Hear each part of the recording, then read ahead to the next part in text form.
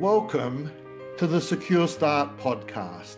There's something about having a really good mentor, having a good individual who can create the space for you to think, grow and develop and wrestle with some of these tensions and unknown elements that can often come around in the work.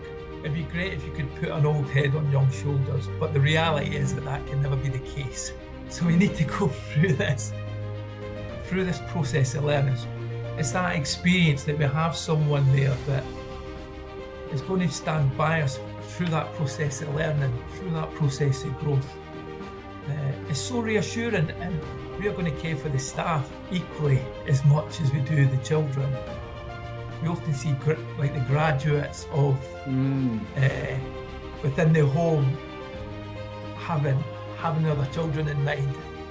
I speak to leadership and management about what's that going to mean in terms of the leadership style when the organisation and the culture that's going to permit staff to be able to move to a place where we can truly use the structures and attachment and trauma-informed care to allow staff to think, to learn, to grow, to develop.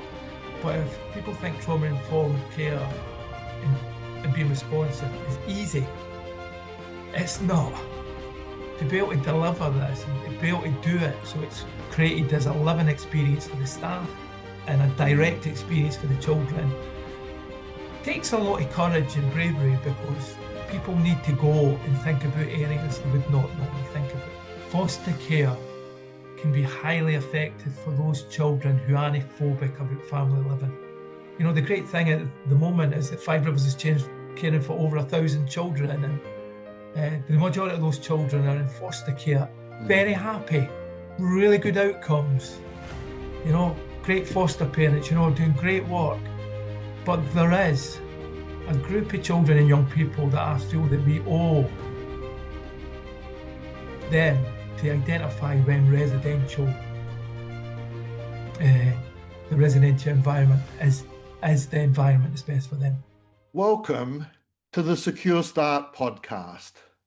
I'm Colby Pearce, and joining me for this episode is a leader in therapeutic and social care in the UK who has a particular focus these days on supporting those whose therapeutic task is to support children in need. Before I introduce my guest, I'd just like to acknowledge the traditional custodians of the lands that I come to you from, the Kaurna people of the Adelaide Plains, and acknowledge the continuing connection the living Kaurna people feel to land, waters, culture, and community. I'd also like to pay my respects to their elders, past, present, and emerging. My guest this episode is Richard Cross. Richard is a UK registered psychotherapist and child psychotherapist. His career for over 30 years has focused on working with relational approaches in areas associated with attachment, trauma, and dissociation. Richard's early career was focused on developing relationally based treatments within correctional environments to reduce recidivism, as well as managing democratic prison-based therapeutic communities for high-risk adult life-sentenced offenders. Richard collaborated with Sandra Bloom to introduce the sanctuary model in the UK in 2004. Since then, Richard has developed an interest in trauma-responsive models and continued his focus on therapeutic communities, exploring how to bring these aspects to life in organisational cultures. One example is a multi-component approach called ATIC, Attachment and Trauma-Informed Care, which is now harnessed across multiple residential childcare homes. Richard is actively involved in research and innovation, and he also provides consultancy services to organisations and training to qualified mental health professionals. Richard is Director of Clinical Services at Five Rivers Childcare and Midhurst Children's Therapeutic Services, where he leads teams of psychologists and psychotherapists. He is also a fellow and faculty member of the International Society for Trauma and Dissociation and serves as a trustee of the Bowlby Centre in London and the Consortium of Therapeutic Communities. Welcome, Richard. Thank you so much, Colby, for that very warm welcome, and it's really good to be here. Yeah, and look, it's lovely to have you, and thank goodness for the technology. Otherwise, coming from different, well, I'm in the future for you because I'm later in the same day. And also, this technology allows me to sound very professional in the opening, even if you had to sit through a couple of blooper-worthy moments there.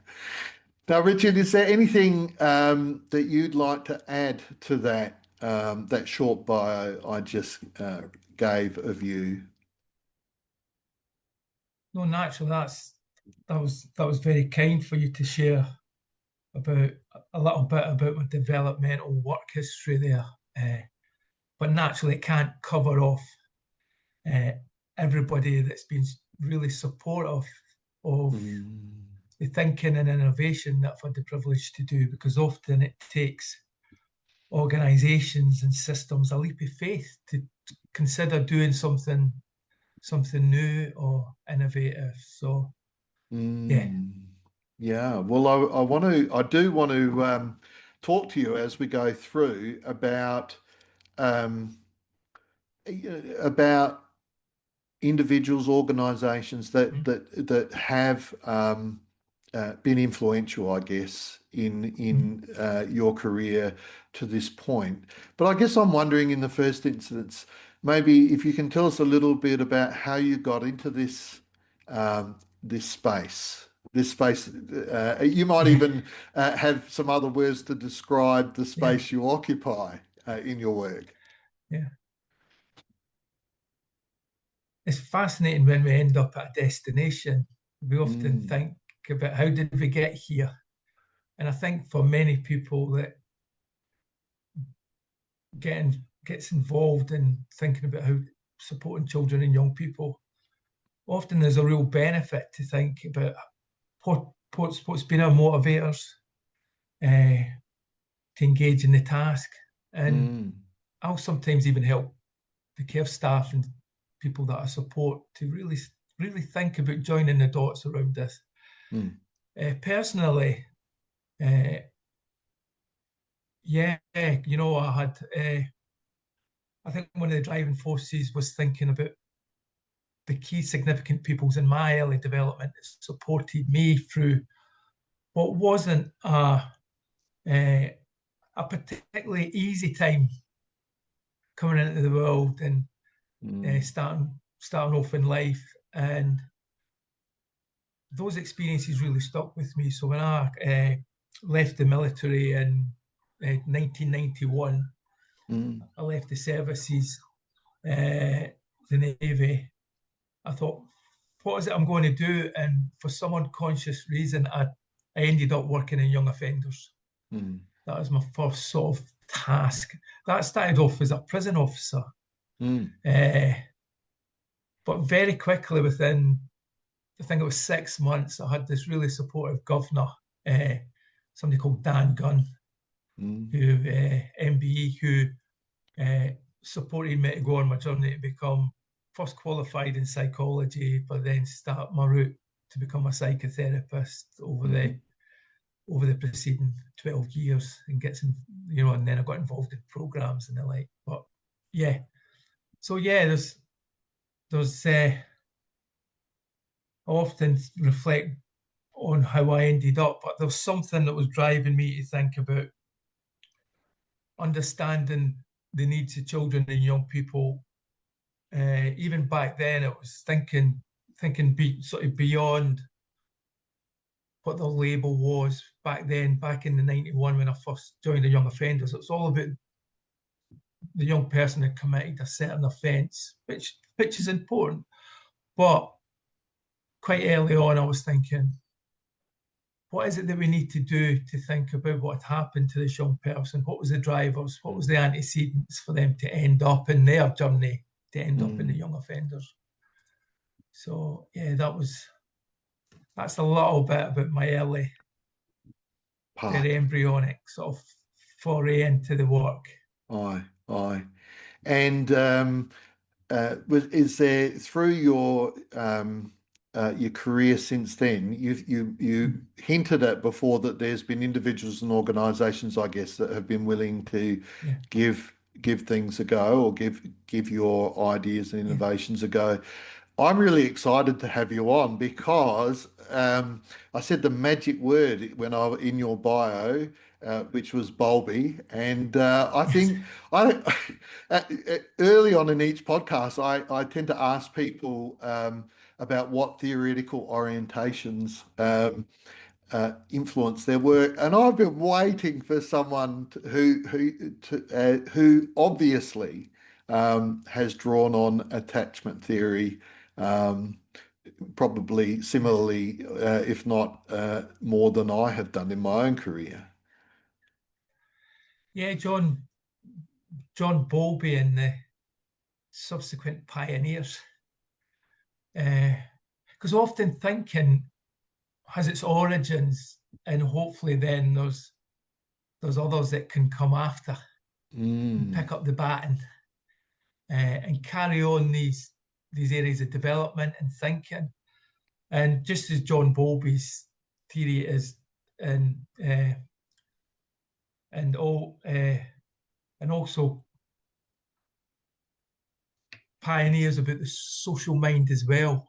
mm, Colin Trevelyan, for instance, he there's been so many pioneers who who create idea. So John Bowlby was a very significant influence in my early work. And part mm, of that was why I chose to go and support places like the Bowlby Centre in London. yeah. But also thinking about how that relational aspect, about how it can be applied not only to the practitioners themselves, thinking about their relational aspects in the work and the therapeutic task, Mm, but also thinking about the task with the child or the young person. mm, Yeah, it's very important. And I think the whole notion that John Bowlby brought, and I can remember watching his very last interview that was filmed. mm, He often said he had a regret about not incorporating as much as he wanted around the whole notion of trauma.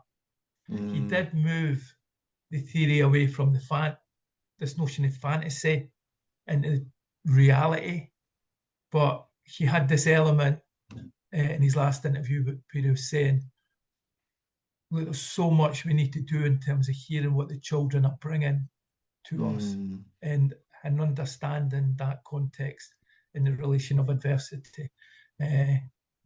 So yeah, John Bowlby is a very influential person, but so has been the people that I've had the privilege to work with. mm, So I can remember back in 2003, I was presenting at a conference in Scotland, and at that time I was presenting on attachment. It was called Broken Bonds, and in the audience was somebody called Sandra Bloom, and mm, I'm fascinated when our paths cross, just like our paths are crossing today, mm, Colby. When our paths cross with like-minded people, it can often create an energy to think about how we can collaborate and work together. So that was a significant experience for me because I was speaking about things like ACEs, the importance of the therapeutic relationship within residential childcare.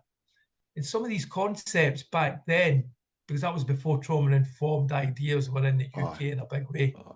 Mm, it seems to just have become massive like overnight. mm, But in the audience was Sandra, who had developed this model, and it was great to be able to collaborate with her and bring that to the UK, which was mm. great. And that was the sanctuary model. That was a sanctuary model. And I Mm, suppose at that moment, 2004, that had been after my path had crossed with someone called Roland Woodward, who hmm developed a democratic prison-based TC called HMP Dovegate. And he gave me the opportunity of being the therapy manager for a 40 bed therapeutic community. And I wish I could bottle experiences sometime to give people an experience, because to be able to work and manage a team in a therapeutic community for a period of time, and embody principles like containment and management of anxiety, and start to understand how these ways of working can be really effective in turning people's lives around. It would be, because sometimes I feel it's really hard for people to understand how cultures need to be in a living, breathing way unless they've experienced it. You know, I used to say, have faith in the process. But that can be difficult if you haven't experienced what a process is. And got to say thank you for to Roland, because there's something about having a really good mentor, having a good individual who can create the space for you to think, grow and develop and wrestle with some of these tensions and unknown elements that can often come around in the work. There's so many people I could actually say thank you to, you know. I'm sure everybody is that what's in this field, you know, we've often had somebody, I'm going to say something about Bowlby here, we've often had somebody that's been at our shoulder that can help and support us in our work, particularly in the early foundational stages of our growth into either being clinicians or therapeutic residential practitioners. We've often had somebody at our shoulder that's embodied that confidence to then go through the professional maturation process, as I call it, to get to a point we can feel more comfortable in the task. I've kind of referred to it when previous guests have brought it up as the importance of have people who have confidence in us until we have confidence in ourselves. That's such a nice way of putting that, you know, that whole notion that, and I think this is what children and young people need, you know, this intentionality that we believe in someone. It's often the unspoken, though. It's that experience that we have someone there that is going to stand by us through that process of learning, through that process of growth. It's so reassuring, and it can automatically reduce anxiety, because often that's the critical element that I feel that I'm day-to-day. It's my day-to-day task almost of being the processor of anxiety for staff, creating spaces where they can sit and gain their confidence and tolerate uncertainty and develop that understanding. That's a very nice way to put it, Colby. Yeah, well, thank you. I have these moments every now and then, but I'd forgotten about it until you were talking just then. But you were also talking about containment when you were talking about holding on to and processing other people's anxiety. So I sense that containment theory and perhaps the work of Beyond has also been of some value to you. I was so lucky. I had a supervisor for a long time called Bob Hinchelwood. He's a professor and he's a psychoanalyst, and often that transfer of knowledge and wisdom. I used to have, my first supervisor used to say, it'd be great if you could put an old head on young shoulders, but the reality is that can never be the case. So we need to go through this process of learning. So Wilfred Beyond, he was, when I got involved in therapeutic community work, I used to prolifically read the texts about the origins of TCs, you know, Northfield experiments, you know, thinking about how Beyond, Tom Main, Maxwell Jones, I really like his ideas of the social environment as well. There's all these active ingredients and knowledge that people have identified and brought that we can think about bringing to life, and there's often interconnections, as we know. So Beyond's work on containment is really connected as well to Donald Winnicott and mm, that notion of emotional holding, is Winnicott called it. And Winnicott naturally worked with Barberdock and Drysdale. So sometimes when we look, you know how we're talking about people's past crossing, mm, often there is the crossing in history of how knowledge is then translated from one to another. So yeah, mm.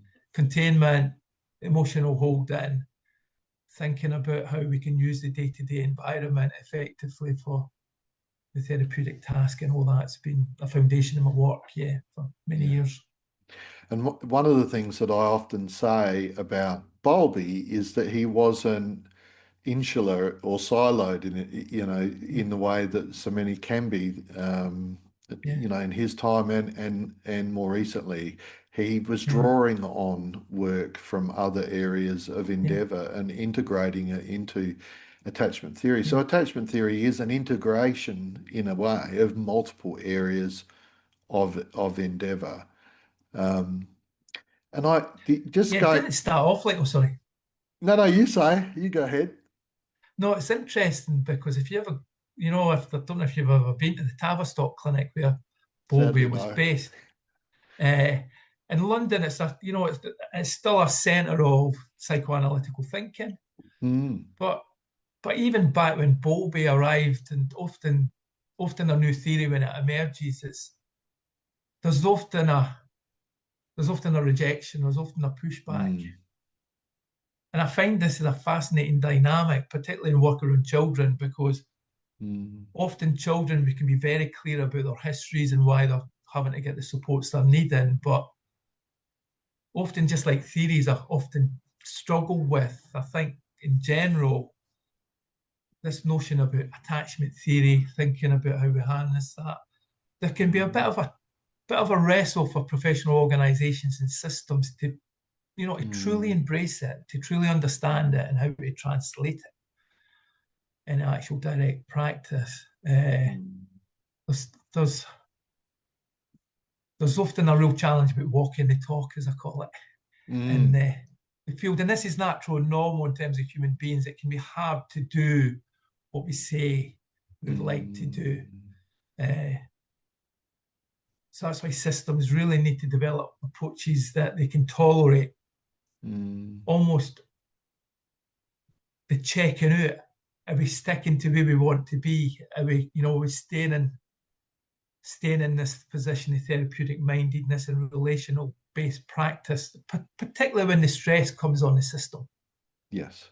Uh, uh, because sadly, when things can get really anxious, they can often be a scapegoat or uh, and sometimes Bowlby, I think, had a really difficult time of it. He did, And I he's, think, yeah. the very early stages. Now it's like one of the widest embraced Mm, frameworks that's in the world. But and but researched. back in the early, yeah, Mm, yeah, yeah.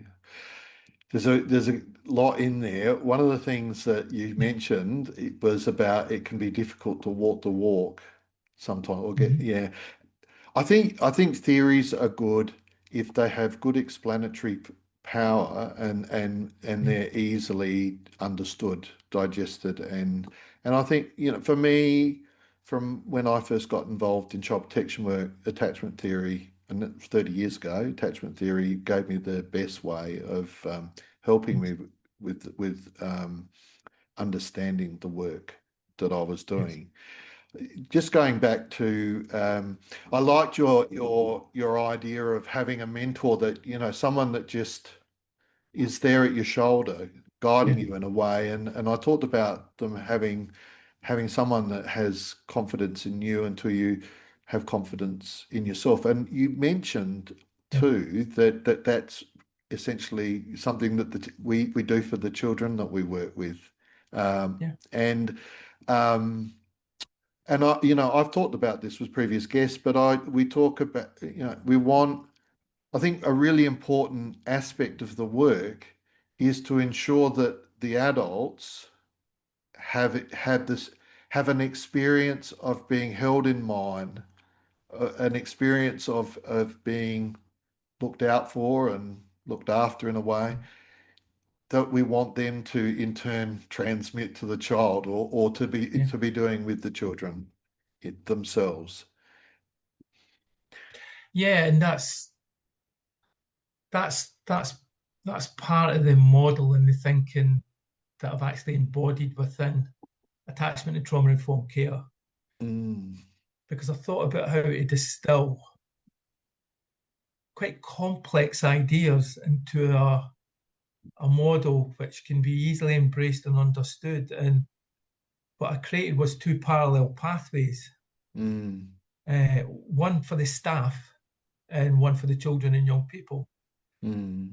And basically, the parallel pathway is saying we are going to care for the staff equally as much as we do the children, because Fancy they are the that. therapeutic agents of change. And it's like, Mm, what does an adult practitioner need in terms of that mentoring, that support, that guidance, supervision? So yeah, I worked through these parallel models, which fascinatingly, it mm, then starts to give the practitioners or the carers or the staff the knowledge and the experience to more directly to be able to do this with the children and young people, because not everybody arrives at the therapeutic task having the knowledge, mm, experience, attunement, and the abilities to do the work with the children. So we we really put as much nourishment mm, as we possibly can into the care staff, because mm, so my role really in my clinical services teams are to care for the carers, mm. to do that you're describing very eloquently, Colby, about giving that sense of togetherness. Uh, Mm. and it's fascinating because we even see this happening between the children and young people. We often see like the graduates of Mm. uh, within the home having other children in mind, Yep. helping and supporting them. So I see the system as everybody. I see the system as the staff, Mm. the children, young people, and also the relationships with the children themselves, and about how they can start to support and think about each other and help each other. Yeah, I think the point to make is that if you want to create a healing system, you need to be supporting your staff very Yeah, well in a way that is analogous or closely aligned with, I should say, with yeah, how you want the staff to um, care for the children. And I yeah, think, when I think about who comes to the work, mm-hmm. um, Yeah, and a previous guest referred to the kind of wounded healer, or you'll often get people who come to the work who haven't had the best of upbringings themselves. Yeah, and so yeah, they're not necessarily they probably come with an idea of what they don't want to repeat. They don't want the children to yeah, repeat, and yeah, repeat. They want to relieve suffering. They don't want other children to experience and go through what they've gone through. What they maybe benefit from is a form of reparenting in terms of resetting the parenting model for them. yeah, Yeah, and a containing mentor, supervisor, I guess, yeah, yeah, it's an important part of that relationship. yeah. And that supervisory relationship needs to create the environment, the weather system, almost about how that professional development can take place. Mm, Uh, because there is a process that often goes through for new staff coming into the field. And I used to find this even within the prison-based sort of TC environment, that the first stage is people arrive believing they're going to be this omnipotent savior for the children and do this sort of changeover, like mm. matter of days, that they're going to be able to in some way make significant changes quickly. But often it's the repeated relational attunement, attachment over quite a period of time. And that takes sometimes the need to be really resilient and to be aware of our own biologies and responses and really understand ourselves and our triggers.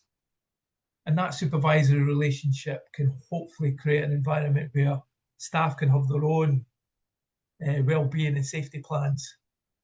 So they really start to understand themselves, understand their own responses when the therapeutic task gets difficult, have a space that they can go and talk about how they feel emotionally before anything gets acted on. So that I really like Tom Main's notion of thinking non-action, Mm-hmm. being able to create an ability where practitioners can think but not act. Mm-hmm. Naturally, that's what we want to support the children with as well, to get to a place where they can think and do this Mm-hmm. thinking stuff and not have to act through behaviours. But staff need to learn that. Staff need to be able to be in the presence of a child and create a space between them and the child that they can do this thinking and understanding. So they can do the attachment work like they know they can, they know how they can be in their best of selves and respond to children. Yeah, and of course, containment, the idea behind containment theory and what Bion wrote about that was essentially we support another person, and in doing so, we facilitate their capacity to think. Yeah, And yeah, I think staff who are thought of are better equipped to think of others. If you, yeah, yeah. when you encourage reflection on your own motivations, the reason why you do things, the reason why you reacted in that way, your Mm-hmm. blind spots.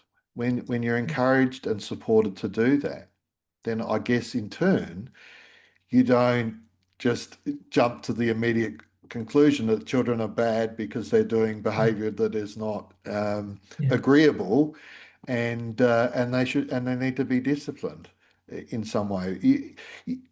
There's a cart and a horse thing going on here, and I mm, myself have been across my career guilty of putting the cart before the horse. If yeah, the cart is teaching the adults, this is how you need to relate therapeutically or care therapeutically for the children. If that's your first step, your first move, then I've been as guilty of it as probably, a great many people yeah, have. But as I've gotten older, and you talked about putting an old head on young shoulders, I am hoping the podcast, by interviewing very experienced people, yeah, does help new practitioners in the area a bit, accelerate the growth, so to yeah. speak. But yeah, the first step Mm, needs in therapeutic endeavor, it's become much more clear to me over time, needs to be our endeavors to support the staff and contain the staff yeah, and facilitate their own reflective capacity. yeah. Mm. Yeah, there's someone that sadly passed away recently called Philip Bromberg, who was a psychoanalyst, and he's written prolifically about working with complex trauma and dissociation. And yeah, his notion is about always being aware to hold a space between you and the other. That like Beyond's stuff was about being able to create this metabolism, this sort of digestion of another person's uh, transference or affect or whatever Mm. notion we want to consider. But without creating a space to think, hopefully all structures out there try to do the therapeutic task. Uh, Hopefully they have a place where it can be protected to do that work. Mm. A as a group, but also individually in supervision. Yeah. Because without that, people can start to get a bit lost in the task. Well, I think, yeah, my view is that they become procedural and Yeah. heartless in the sense that Well, the heart is lost from the work. It's just a cognitive, it's not even a cognitive exercise. It's a reflexive approach. There's not that thinking. I am very concerned about child protection systems, like statutory child protection systems, where Mhm. workers from supervisors down to the to workers at the coalface are just so much under the pump that they don't have that opportunity to stop and think Yeah. about the work that they're doing. Yeah. It becomes a paradoxical situation around the whole things around the social care system is that everybody, I come from a position that everybody are good entities wanting to do the good task. Mm, But often the systems can become unconsciously uh, distracted due to some of this parallel shifting is some of the anxieties, some of the trauma related challenges. Naturally, these systems are working with extreme distress, mm, extreme challenges that can often create reactivity in the systems. mm, But like uncannily, that we know what can help. And sometimes it's around holding the boundary around the systems and the processes that we know that work, because they're often the things that go out the window first, sadly.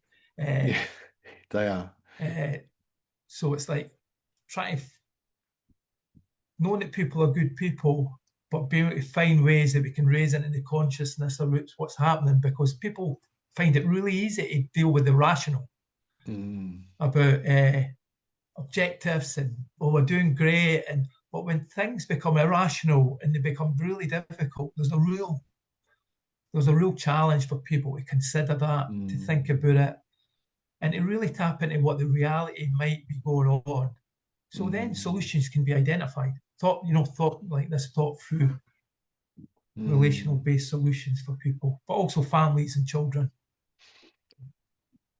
It's such an interesting area, and I wonder about your experience of Yeah, introducing um, maybe new staff or new yeah, organisations. Your experience of trying to introduce this thing that we're talking about, where yeah, how we want the staff to interact with the children, we've got to offer that as an experience for the staff yeah, in supervision, in mentoring, yeah. in yeah. How does that go down, so to speak, when you try that? Attachment and trauma informed care. So it's a model now that's it's been in Five Rivers childcare for a long period of time, but it's also going into other organisations outside of Five Rivers now. And the first thing I'll the first thing I say to organisations and the leadership, so I start at the leadership, Mm, even right up at the point of the directors of the organisation, because uh, I'll say this is a journey. It's not I'm going to arrive today and we're going to do this intervention and it's going to be in place tomorrow. I'm going to hand mm, out these leaflets. I'm going to I'm going to do a bit of training, and then all of a sudden the whole organisation is going to be trauma informed. Uh, so I start off with a realistic base about the journey, about how that's going to be, what it's going to feel like. That's a notion I've taken from my work as a psychotherapist with traumatized clients. So, like, clients will mm, come into me and they're often like, "What's this going to be like, Richard?" And I give a sense about what the journey is going to be like. And it's mm, like, I'll give a sense about what we need to achieve first. And so, in terms of trauma informed practice, it's safety, stabilization, all these notions. But it's the same for organizations. mhm, We go back to the sort of foundational ways. And this is where the A in attachment and trauma informed care comes in. I speak mm, to leadership and management about what's that going to mean in terms of the leadership style in the organization and the culture that's going to permit staff to be able to move to a place where we can truly use the structures in attachment and trauma informed care to allow staff to think, to learn, to grow, to develop. How are you as a leadership team going to respond when things might not go quite well? within a service. How are we going to respond? How are we going to work together to embed these ways of working? So right from the start, it's all about collaboration, open, transparent communication.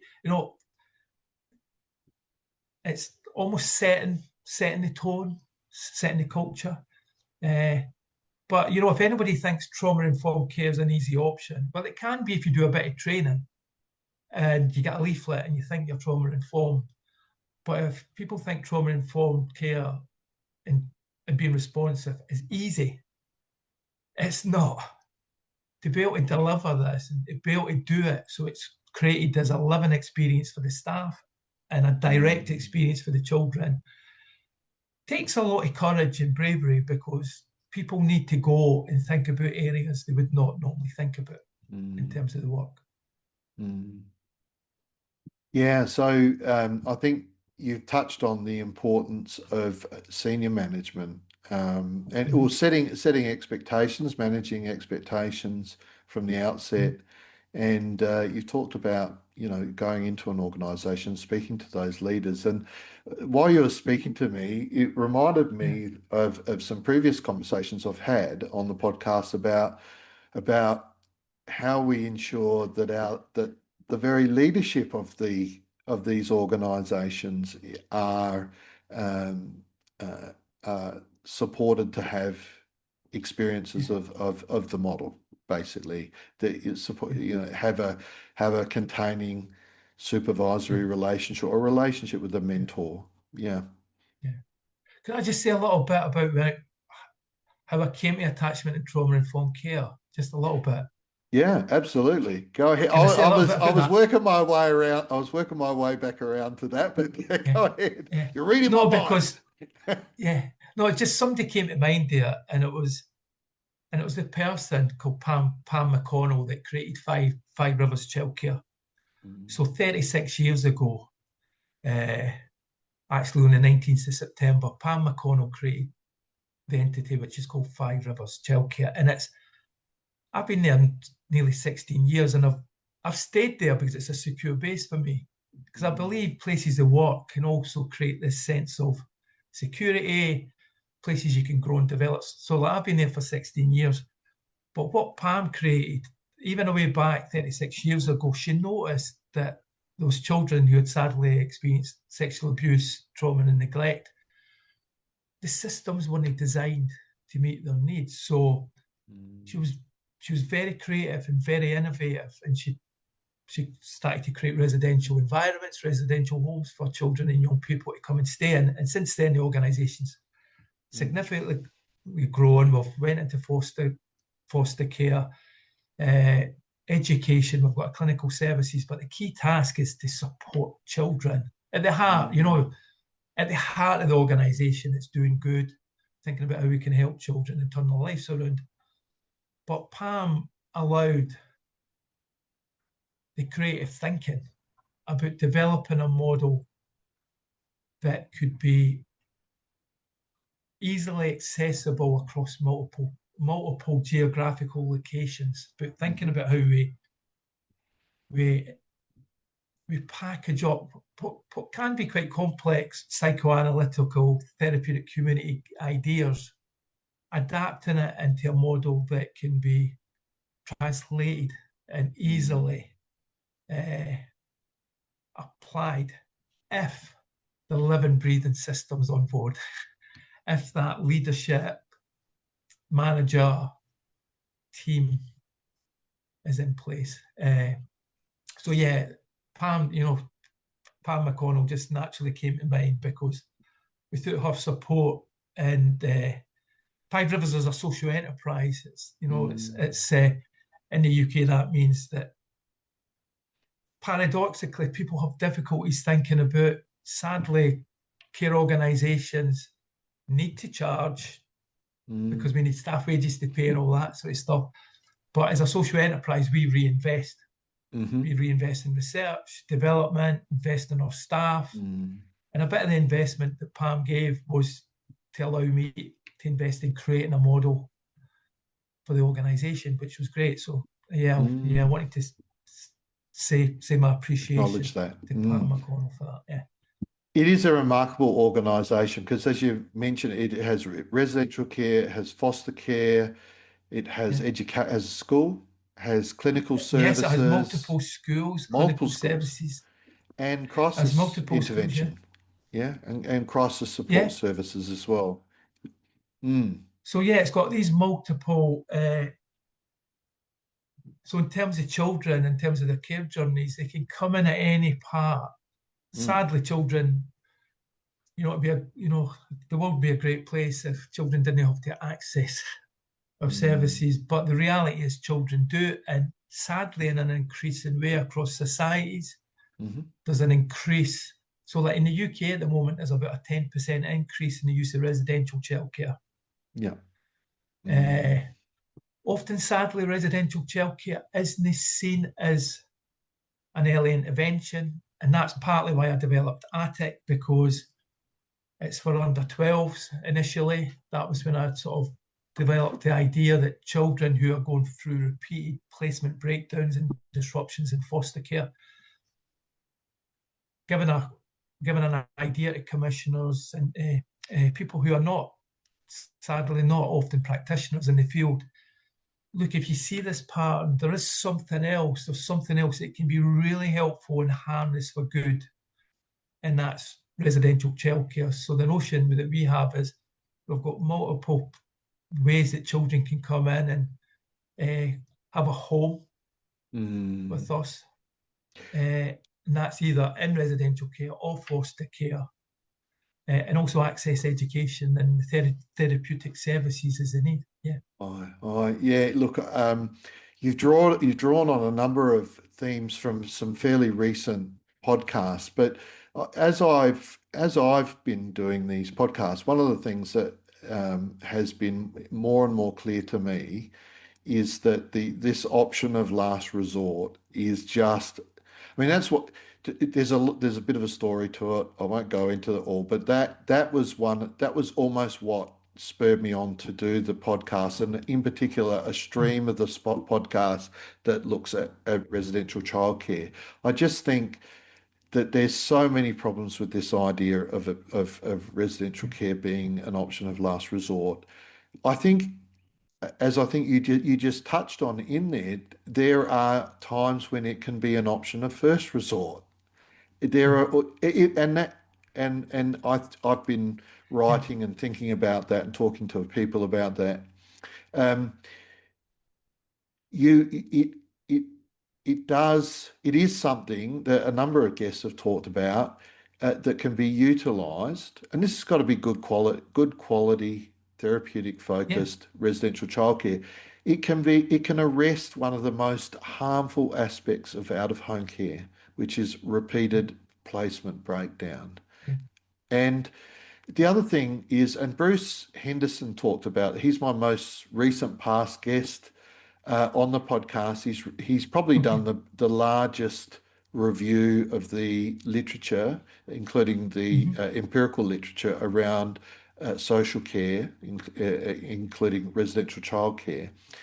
And he talked really clearly about placement matching.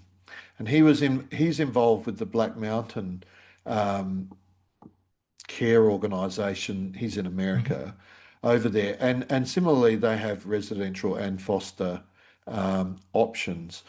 And it's allowed what I think, it sounds like you're able to do there at Five Yeah. Rivers as well, is to mobilize the care that the children need, um, where they are in their Yeah. journey. And sometimes that's residential care. Often enough, that's residential care. Yeah. This is Mm, very embryonic work in the UK. mm, So embryonic attachment and trauma informed care came out of 36 years, the past period of time that we've been working. So we've harnessed all that knowledge. mm, But that's only been really since 2016. So I know it might sound a long time, but in terms of changing systems and changing knowledge, we're still on that journey to collaborate and work uh, with commissioners, with local authorities, because I feel we've got a responsibility to explain really accurately about what can be supportive and helpful for children in terms of their needs. Mm, Often we need to translate that for the local authorities and commissioners in terms of the plans that we do. So we've got, when we get the privilege to have a referral for a child or young person, we spend a lot of time about, right, even at that initial phase, about really understanding the child's needs mm, and taking the responsibility for being truly able to say that we are able to support this child. And this is what we would suggest would be helpful in terms of that part of their care journey. Often it comes down to trust, though, with local mm, authorities and commissioners around, is this going to be something that's going to be helpful for the child? And naturally, this is where research and evidence comes in. Being able to deliver really focused supports and how to explain outcomes and how to translate that as we go through the journey as well is support mm, the commissioners to understand that this is being effective. Then it generates more trustworthy reactions again in the future. So it's like, yeah, we'll go back to Five Rivers and we'll consider this this approach mm, again, like residential. It should can be the first option because mm. of the experience. So there is a big responsibility on providers, isn't there, to be able to make sure that we deliver what we say on the outside of the tin, you know, Yeah. that we walk the talk. Going back to that walk the Mm, talk bit again. mm. And whilst you've been talking, I've been thinking about how Five Rivers, with all of those divisions, it's probably not. I Yeah, mean, divisions is the wrong word in if you because it implies divide, yeah, but you've got those streams is a better word, we do. and you are able, I think I'm hearing to provide an aligned service so that staff Yeah, might move between the streams. Kids might move yeah, between the streams, but they have a consistent experience of care yeah. across those And that's where streams. the model almost provides a tapestry for that. So one Mm, of the great things that Sandra Bloom told me when, and I learned from her going back to the mentorship thing again, was language becomes the glue in terms of the model, in terms of how we speak about the work, uh, how we see the task. And if that is shared consistently, if that language is shared across the different uh, almost threads like the education, residential, fostering, mm, children experience this as well. Children experience staff using the same language, they experience staff having the same response if situations are occurring. You see the adults sitting down and thinking together, you know. Uh, yeah, it creates that harnessing of the tap. Well, often people call it integration. mm, So one of the things that we do seek to make sure we don't experience is this fragmentation in the system. But mm, in actual fact, people do become that sort of separate, siloed uh, mm, thinking and the breakdown in communication. So a part of the model is as well about the shared language is also making sure we keep these strands interconnected yeah. and almost be really aware if they start to drift apart, which could be Mm, natural and normal under anxiety. I'm not saying that there's anything abnormal about that tension. hmm. That can happen, but we are really aware so we can bring things back together. It's like, And how reassuring for children who leave chaos and uncertainty to come mm, into a place where the adults interact with them similarly. Because I think yeah, a task, a therapeutic task or a primary task and a model, it doesn't make everyone clones of each other. It just mm, ensures that there are aspects of yeah, the way they go about things that are consistent across home and school. And I think it just in and of itself, as long as there's that consistency, that alignment between home and school, and it's safe and nurturing. But as long as there's that's going to have such a massive impact Yeah, on heightened nervous systems. yeah. So that magnification is when I was developing attachment and trauma informed care, I thought, how can I magnify these helpful relational experiences? Going back to attachment again, how can I magnify these experiences? Can I say it It's all great if a comes child back can to have, attachment? Sorry, I didn't want to it talk does, over you, but I just needed to chime in there. It all comes back to attachment. yeah, Sorry. yeah. Go ahead. No, it's great, yeah, because naturally it's great. All like research shows, like if we've got one person, it can have like quite a significant impact on us. But imagine if we can magnify that having 12, 15 people. So like I was looking at, okay, if I can create this approach in the residential care environment and have it in the schools, and when children are prepared and ready to go to their home in foster care, and the carers are embodying this stuff as well, it's how enriching, how nourishing is that for the children? But also it creates this really helpful relational way of working and way of managing stuff between the staff and the adults as well. They've got this sense of understanding about, okay, when this stuff happens, we get together. We've got different approaches for crisis management. There was one called an amber flag meeting, which is anybody can call it. It's like when things start to become difficult, staff Mm, can raise the flag, call a space, everybody gets together. We're all involved in thinking, all involved in supporting. Uh, and it takes away the anxiety and fear that becomes an everybody mm, approach rather than somebody feeling they're left on their own with a situation. Again, going back to attachment theory, often, yeah, we've got our own resources and we want to develop that in our staff, the resiliency.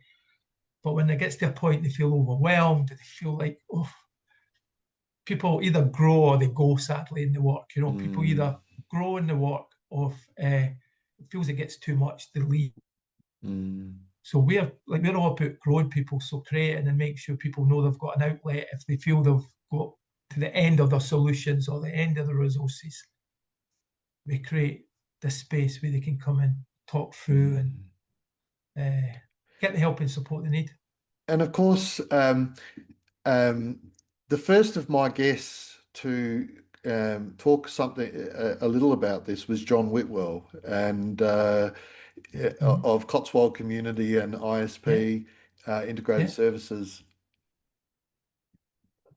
I'm not sure I got that last bit right, but anyway, John was talking about going to because he went from residential care to foster care, and yeah, on the first day, the staff, there was something was going on, and staff all came to him and said, "What do we do? What do we do?" And he says, "Oh, I don't know." But let's talk. I don't know. Like, what do you yeah, mean you don't know?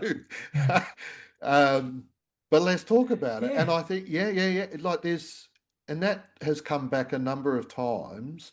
yeah, In fact, Peter Wilson, who we were talking to about a yeah. little bit beforehand, Yes, wanted to name his forthcoming book or title his forthcoming book. I don't know because I think yeah, the power or the influence or the strength in that is that it invites collaboration. And one of the things that I've noticed, just as a bit of an aside, mm, when I do training with carers, if a carer brings up an issue to do with a child in their care and they don't know where to go with that, the other carers are actually really good at offering solutions. Yeah. yes, But then those same carers feel stuck in coming up with solutions about their yes, own the children in their care. So it's quite fascinating that if you take almost like a metacognitive stance, yeah, you're one step removed from yeah, it. The mm, yeah, that's such a resource to be around people yeah, who are one step removed from being yeah, in that particular challenge? I think it's one of the key areas that can impede trauma-informed practice in my mind is the inability to tolerate what I call the unknowing. Mm, And that's a direct translation from my work with clients, because we can be sitting thinking we've got the answer.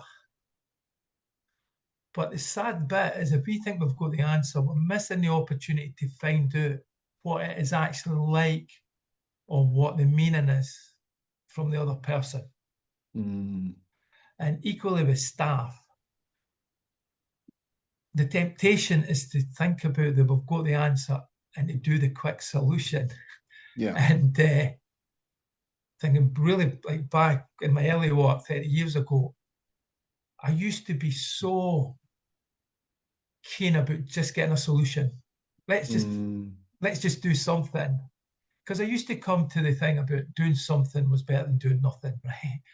But in actual fact, being able to tolerate uncertainty. that uncertainty, that unknown for a period of time creates opportunities that Mm, can make people feel people need to feel part of the solution, because otherwise what we find out in terms of attachment, people go into that ambivalent state. They feel that they've not got a voice, there's no point in saying, they become silent. And those toxic things within care environments are unwanted, because we need people to feel they're part of, they've mm, got a voice, they can be heard. And it might be a difficult process, this, about working through this. mm, But the outcome of it is golden, as I see it. It is, to me, it's the work to mm, be able to, because equally the staff are going to have to do this for the children. They're going to have to try and understand what the children are communicating through their behaviour, try to make sense of it, and coming at that from a certain lens as well. As we know, it's about trying to illuminate about what that mm, communication is that yeah. the child is doing between them and the staff. Yeah, Mm. While we're talking, Richard, yeah, a question without notice has been formulating in my mind a little okay, bit, yeah, but hopefully you don't mind. Um, okay, yeah, the question is what it was starting out as what sort of child needs residential care, mm-hmm, but it's also kind of in my mind it's blending a bit with what does residential care offer to children in need of care that perhaps offer that is perhaps superior at that time of need for the child than other yeah. forms of out of home care. I'd be interested in your thoughts about that. Well, foster care is a in its own right can be highly effective. So, in terms of my comments that I'm going to say about is foster care can be highly effective for those children who aren't phobic about family living.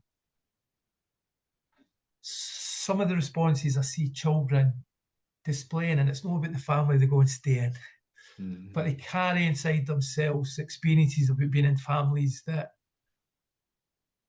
mean it's going to be highly unlikely that they're going to be able to stay and create security within hmm that family. It becomes unbearable for them. mm. And it becomes unbearable for the foster carers Foster as parents. well.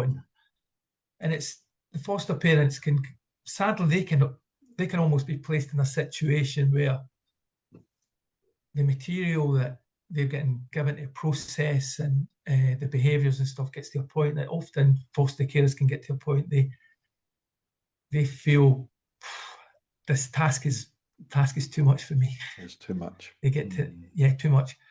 And sadly for children, then if they start to experience, well, naturally they've had one, the original scene was in the family or origin. Mm, This is often replicated and reenacted within the foster placements, and mm, I'll see the attempts to use foster care well into double figures sometimes. I know. You know, children will be in that repeated cycle. So Mm, if we can identify children as early on that are going to, often I'll see social workers and stuff understanding the children's history through an attachment and trauma informed lens, understand about their experiences and knowing that that containment is going to be needed in terms of the children's distress is going to mm, need much more than foster care. yeah. Foster carers can't typically manage situations where children act too excessively in terms of acting out against other people or Mm, the environment of the home, the foster parents' home. So quite early on, you can see what I call gateways. I've got this notion of gateways to particular care options mm, uh, to help be able to identify through assessment. And this is where the psychological lens can come in within care organisations. Commissioning, I don't know how it is mm. in Australia. I don't know if you know, I worked in New Zealand for a little period of I time saw myself, that. but yeah. Mm, Uh, and I'm always fascinated about where the care system is sort of held. Within the mm, UK, it is social care. There is a greater involvement with health. mhm, To me, there needs to be even more. The more that we can help commissioning teams understand the psychological and emotional aspects of the child's needs, then that mm, can more effectively inform what part of the care journey does that child need? Does the child need residential care and all that it offers, increased containment and, mm, less risky staff burnout, foster carers, fostering families, massive risk of that. We can provide this more integrated educational, magnification of these principles that often child needs, and that often cuts down the time. Some of my research at the moment has shown that if you do this early enough, it can be an early intervention that over the care journey period, it actually reduces not only the child's need for in terms of staying in these higher acuity environments, so the child can go to foster care, but it also cuts down the time. mm.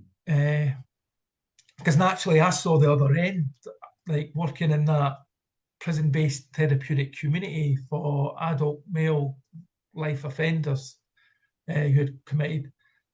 It was sad to see how many of those uh, human beings had been in the care system. Mm, mm, So this notion of early intervention and about stopping patterns and mm, doing the work as early as possible, not as late as possible. To me, it's a cost saver. To me, it's a no-brainer. It's just uh, but it's a challenge, I know, for systems to think past a year. Most business plans only cover 1 year. Most governments, I think, only covers their term in their office. term. Mm, Some of this stuff is moving the systems to longer term thinking, longer term mm, perspectives. Uh, but I truly believe the more people that have these ideas, the more we can send the messages out in the bottles to social care and social work and the political system about let's turn this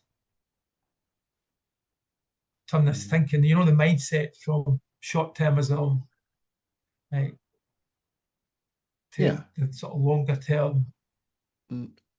And I mean, I think part of the whole option of last resort is for residential care is it's the most expensive form of care. So we don't want to be we don't want to be focusing initially on the most expensive form of out of home No, care.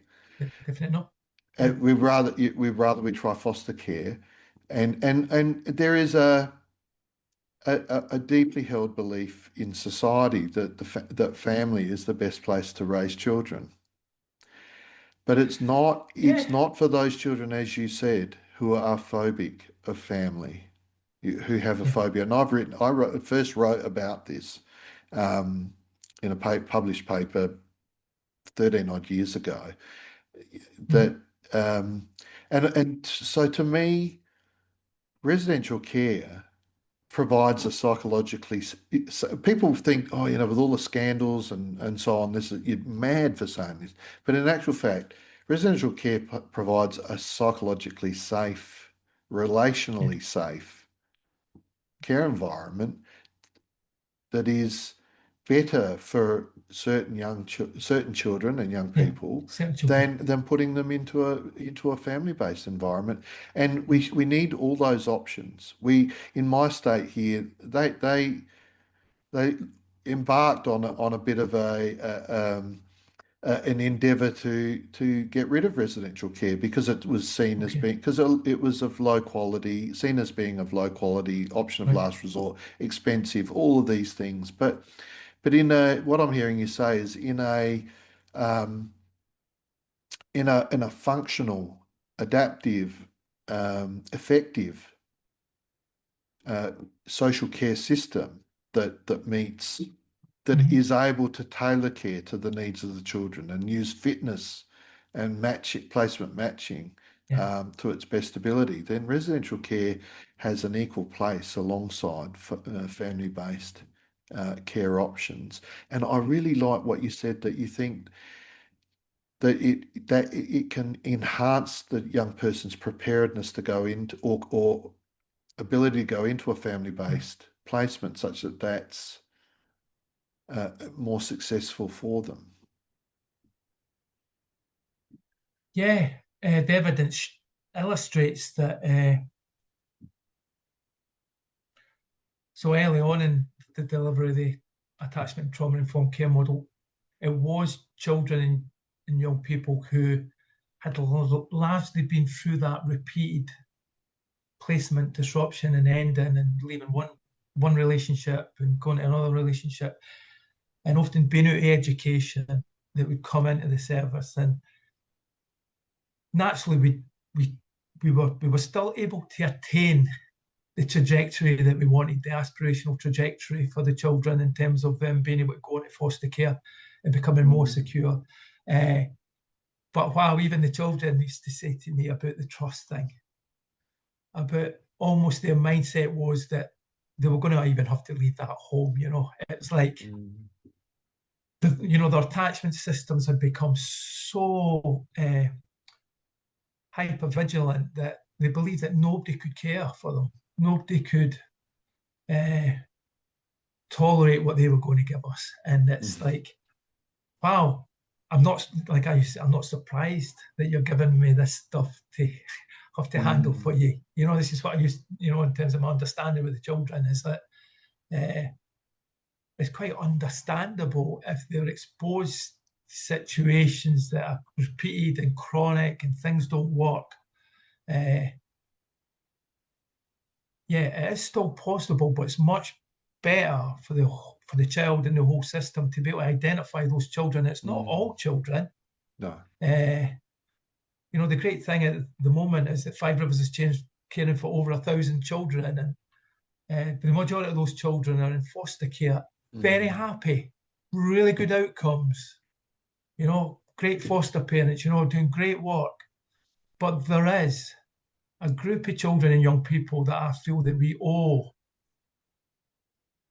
them to identify when the residential